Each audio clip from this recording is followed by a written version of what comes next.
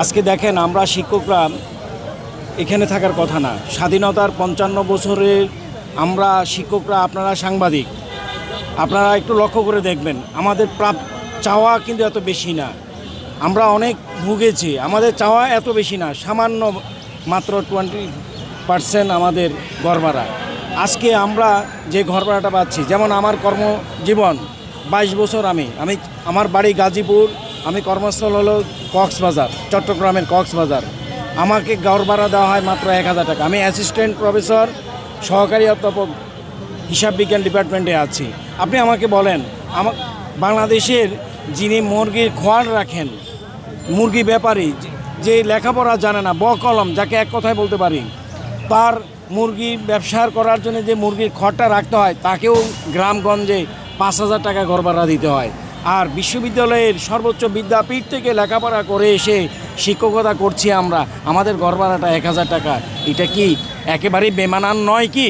শিক্ষকদের সাথে কি এটা তামাশা নয় কি? কারণ হচ্ছে একটাই, তারা মনে করে যে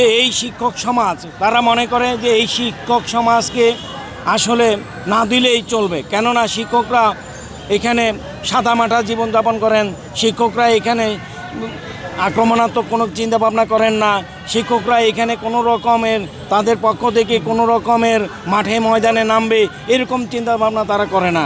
তারা মনে করেন যে শিক্ষক মানুষই তো, বাজার ওই যে যেমন দেখা গেছে যে তাদেরকে কোনো রকম বুঝিয়ে দিলে হলো, পিঠে হাত বুলিয়ে দিলে হলো, মাথায় হাত বুলিয়ে দিলেই হলো। কিন্তু আমরা তো মানুষ, দিন শেষে আমাদেরও তো ছেলে মেয়ে আছে, আমাদেরকেও তো তাদেরকে পড়াতে হয়। আপনি বলেন, আমি সর্বশেষ একটা বার্তা দিতে চাই আপনাদের মাধ্যমে, আপনার কোনো ভাই, আপনার কোনো সন্তান কিংবা আপনার কোনো বোনকে কি আপনি শিক্ষকতা করাবেন ওদের ভবিষ্যতে? যদি এই কেন আসে যায় না?